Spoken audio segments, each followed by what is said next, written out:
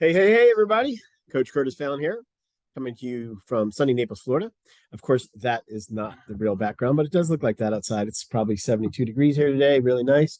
About to go out there and enjoy it for the day, but wanted to share with you day 5 of the Brad Sugar's 10X Wealth program, my notes. And yeah, I'm just going to share those with you. So let me share my screen. We'll make it as short as possible because it's the weekend for you. Right? Gonna go out and do whatever you're doing. If it's snowing up there, go cross country or downhill skiing, right? I miss skiing. I'm originally from New England. Used to ski New Hampshire a lot. All right, let's see here. Okay, so day 5, multiple streams of income. So let's go over some notes real quick. If you're thinking about multiple streams of income, you see and hear all these things. You need to have multiple streams of income. And a lot of misleading information out there, by the way. Okay, so let's clarify things and learn from people that are truly wealthy. That yeah, let's go for it. So, anyways, 7 streams. So going back to yesterday, the devil's in the details. Make sure that you're creating your business plan and get very detailed, very specific. It's the fun stuff that I mean the tedious, not so fun stuff that I hate doing. But you got to discipline yourself and learn how to do that if you ever want to create wealth and generational wealth for yourself. Now, Warren Buffett, right? He's always known for saying, if you don't find a way to make money while you sleep, you'll be working until you die. Okay. Today we're going to debate that a little bit. Not really debate that idea, but clarify it really is what he should have said. And look at balancing that. A lot of people misinterpret that. A lot of companies mislead people with that quote. So let's really think a little deeper into what this means. Okay. So you have 7 streams of income. Okay. So there's earned income, right? Your jobs. A job is trading your time for money, right? Nothing wrong with that. And then if you have a spouse or somebody else living in your home where you're sharing bills and things like that, that's that's more income. You want to make sure that if that's the type of income you're focused on right now, okay, that you maximize all the benefits of that earned income. Okay. Then number 2, let me see. You have profit, right? So that's things like businesses, a side gig, side hustle, whatever, hobbies. You can turn those into side gigs. Additional, you can get profit through, making things and selling them, or, stuff like that. If you're a photographer, taking pictures and selling your photos, just taking something and generating a profit from it. Maybe it's one thing Gary V, Gary V, as he shared with people that needed to make money. I don't know if this was a couple of years, maybe 2-3 years ago. He told people you can go on Craigslist, get things from the free. Now Facebook has that too, marketplace. Get things that people are giving away for free. Go get it, pick it up, and then sell it right on Facebook Marketplace or wherever, Craigslist, for a profit. There you go. You probably need a van or a truck to do that, but he was telling a story where there's a kid, he picked up a table, and I remember this. He went and picked up a table on the bus in the city, and he brought the table on the bus and put it on his lap, and he went and sold it, started making money. So anyways, that's profit. Okay. Let me see. Yeah, so you have affiliate income, you have network marketing income, you have there's different ways to make that profit. Network marketing, you're a lot of times you're basically purchasing, or you're an affiliate where you're taking a product at a discount and selling it at a profit. Trading or investing, things like that, that's profit. Okay. Now your business should pay you a salary plus profitability that pays your dividends. Okay. So when you create a business for yourself, for your life, for your wealth, you should have your business paying you a salary. So, for example, if you're a coach, right? A lot of you are coaches here that follow me and watch me. If you're a coach, right, you turn that into an LLC, a C corp, or whatever you do with your professional that you advise on. Always advise a professional. But when you structure that business, you make sure that business, the income of that business is paying you a salary. Okay, so then you can benefit in multiple areas. You can benefit as an employee and maximize the benefits there. You can also benefit as a business owner and get all those tax advantages and things like that. So look into that. Enough on that. So then we have profit. Then we have interest. Okay, getting interest. Now most banks don't pay a lot of interest anymore. It's really kind of non-existent, but there are investments and things like that where you can earn interest. Um, saving bonds, things like that, whatever.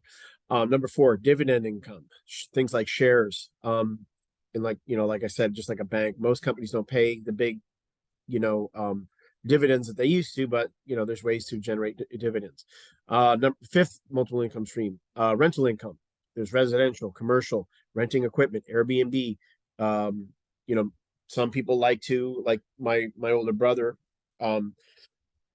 He's passed now, but he invested in like what do you call it? Cars. I want to say cars, but it's what's the word I'm looking for? Not exotic cars, collectible cars. Okay, so collectible cars, anything that's going to appreciate in value. He'd look for things that he knew.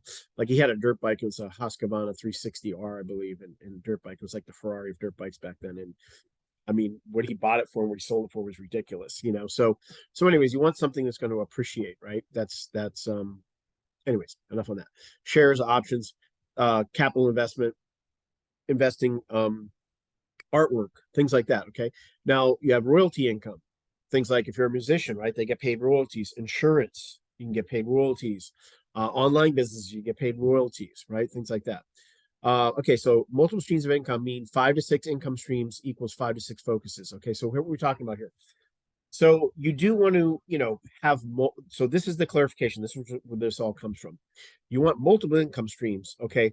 But you got to think about this. If you have 5 or 6, or even if you have 2 or 3, multiple income streams, now your focus is divided. It's kind of like I always relate it when I'm coaching people to you have the shotgun effect, right? So if you want to hit a target, right, you can use a shotgun, and depending on the distance, a rifle, which is much more laser focused, right? It's one bullet is going to be more accurate, more focused than using a shotgun that's going to spread your energy, right, to multiple.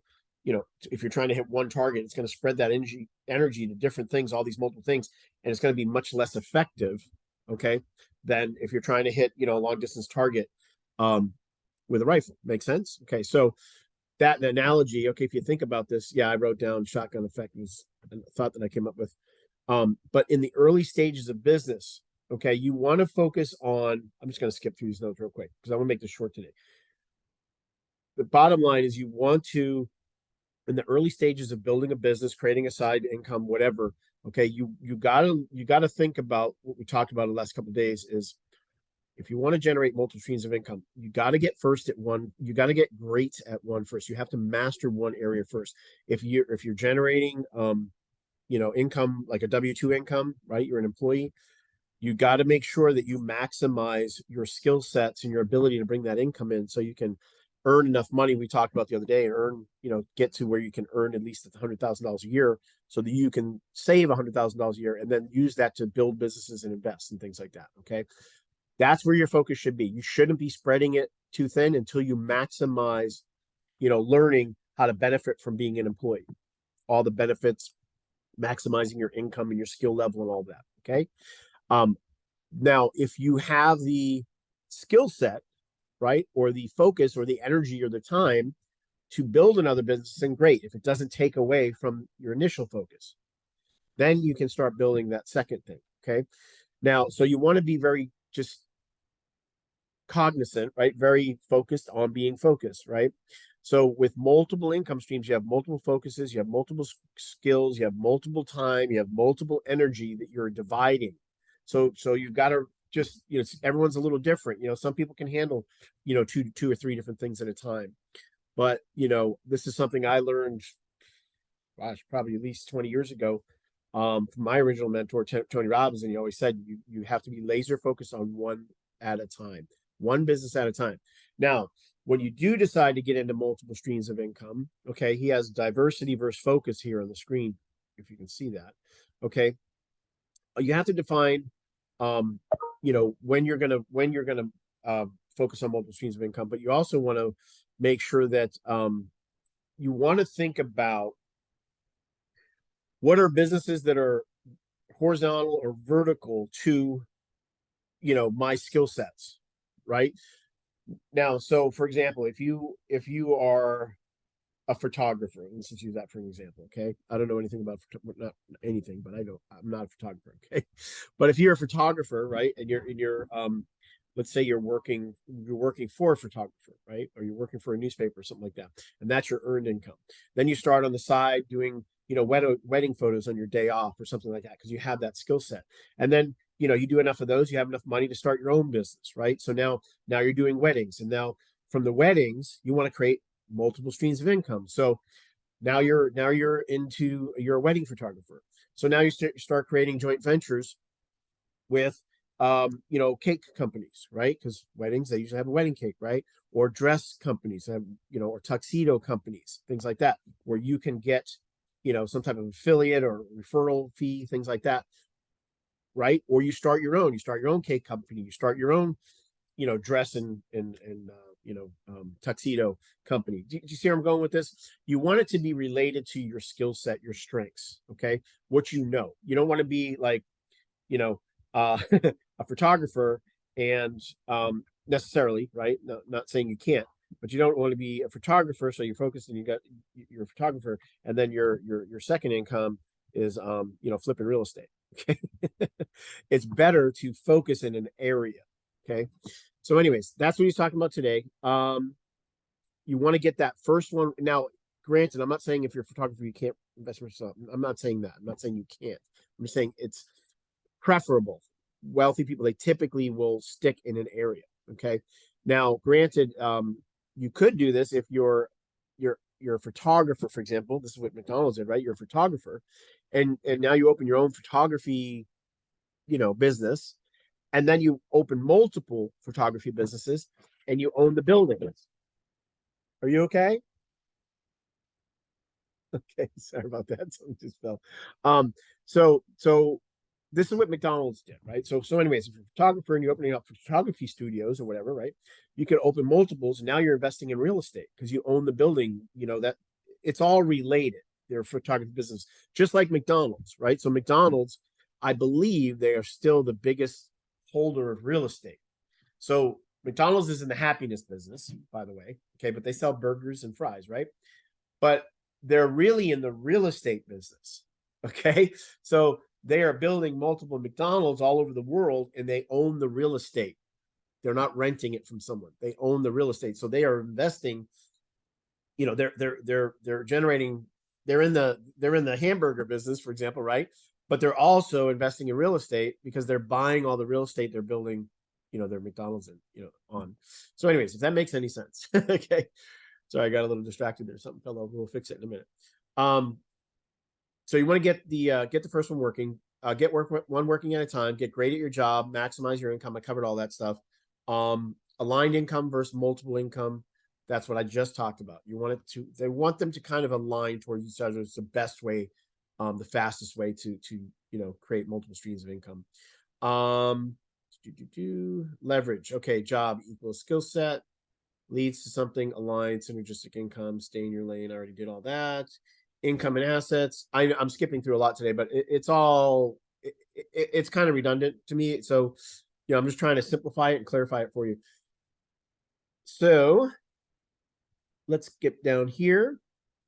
So things like adding a product, a book, if you're a coach, creating a book, creating a membership site, creating group coaching. Those are all multiple streams of income, right? If you're a coach, whatever type of coach you are, and you're coaching someone one-on-one, a multiple stream of income would be writing a book, selling your book. Now your book is selling while you sleep. It's online, right? Maybe you're doing group coaching. You've just bought a lot of time back.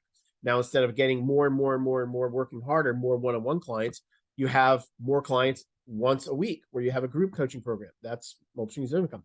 Maybe you do a speaking event. That's another multiple stream of income. Maybe you hire more coaches to work for you. That's another stream of income for each coach, right? That you have on your team.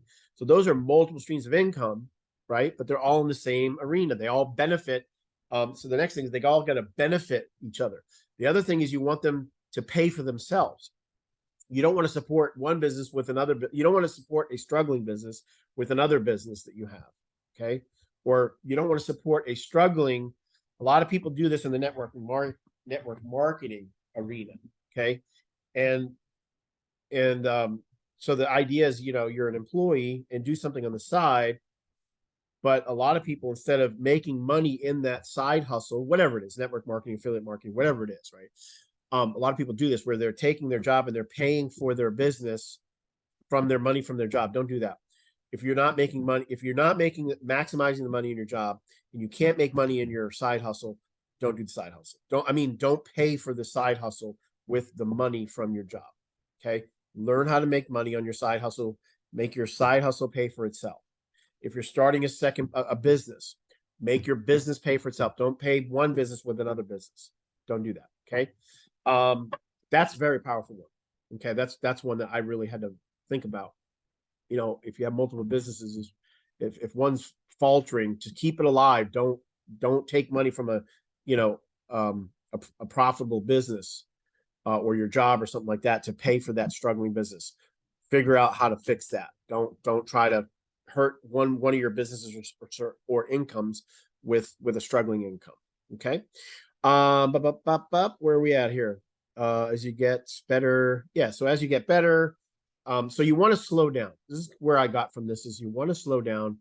Think about, okay, am I wherever your income is right now? Am I maximizing that? Am I mastering that? If you're not, don't just run to something else because you're not doing well in whatever you're doing. Okay. Now, granted, if you don't want to be doing it, that's fine. But if it's something you enjoy, you're doing, and it's paying the bills and all that stuff, maximize that first, then add one income stream, one at a time, laser focus. Okay. The more you focus, you have So the more you focus on one thing and get that going and get that automated eventually and systemized, so it's like almost no effort. It's like done. Then go to that other thing, get that automated and systemized and done where it's automatic. It's coming in. As you get better and better, that will speed up. Then you can start adding multiples because now you've learned the skills, you have the time, you have all the other areas are taken care of. They're taking care of themselves. You have employees running them, things like that. Yeah, I already went over that. Make sure that one business doesn't lean on the other business. Let me see. Decide. Yeah. So here's your homework. Decide which of the 7 income streams you'll build first and put it in your business plan. So here's the 7 income streams again, right? You have earned income, profit, interest, dividend income, rental income, capital investment, and royalty income, or capital gains. I think that should say capital gains. I'm going to change that real quick. So decide which one you're going to go to first, right? Or focus on first, or when you're going to. You don't have to do it right now, meaning, like I said, if you're not maximizing your income, you get it. I'm just going to leave that. If you're not maximizing your income at your job, right? Focus on that first. Increase that income. Now, how do you do that? You're like, oh, I'm already, I'm paid minimum wage, right? Whatever. This is something I learned probably 30 years ago. You want to think about, how can I add value, right? So here's a tip I'm going to add. So how do you increase your income? You add value. You have to add more value. I'm telling you, if in your job, I don't care if you dig ditches, okay? If you find a way, all right, I've dug dishes, I've washed dishes, I've dug ditches before. I never dug dishes. I've washed dishes before, but I've dug ditches before. But if you wash dishes, if you dig ditches, those that excel and they create wealth and they create success and they improve the world, right? They find a way to add value, add massive value. Figure out, how can I do my job better? How can I make it more productive? How can I help people around me? I'm telling you, if you start doing that kind of stuff, you'll be promoted. You'll become a leader. You'll increase your income. If you're at the low end of the totem pole right now, the only way you're going to get to the top, okay, is not just working harder, but finding ways to add value to the company. As a business owner, they look for people that add value to the company, right? Perfect example. When I was trained to become a coach by Tony Robbins, when there was just a handful of us, and there was like 46 that started in the academy, and then I think 12 of us graduated. Out of the 12, only 7 of us were offered jobs, but they didn't have any clients yet, right? I was one of the founding coaches, but they just had like a handful of clients, and a lot of them were quitting. This was like in the very, very beginning stages, and it was like, okay, you're hired, but you got to go back home until we have clients for you. And I'm like, no, no, no, no, I can't do that. You don't understand. I took your advice. I burned the bridges. I moved out here to San Diego. We're making this happen. So I said, how about this? What if I took these clients that you have, any clients that you have quitting, right? So this had a couple of coaches in there, but they had, clients quitting. I said, if you give me that list, if you gave me that list of clients that are wanting to quit and I turn them around and make them stay, can I have them as clients? And that's what I did. I added value. I was saving, loss of income for them. So I did that. I think I got like seven or 12 clients just from that. Right. And that's where I started. And just from doing that, guess who got the clients first? This guy. You know why?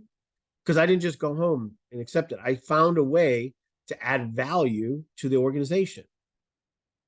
I said, how can I solve a problem? What problems do you have? Well, we have a handful of people, they don't last too long. They don't make it too long. They don't stay in coaching too long. Okay. It's still a problem with a lot of coaches out there. Their clients don't stay with them for a long time. You really got to think. So how do you save that? How do you do that? Well, I had to figure out how to add value, how to find solutions for these clients that were wanting to quit. Why are you wanting to quit? What's the problem, right? How we could, I can fix this for you. And that's what I did. And I kept my clients for a long time. So anyways, enough on that. You guys enjoy your Sunday. Thanks for watching. If you liked it, please, comment or like below, share it if you want, whatever.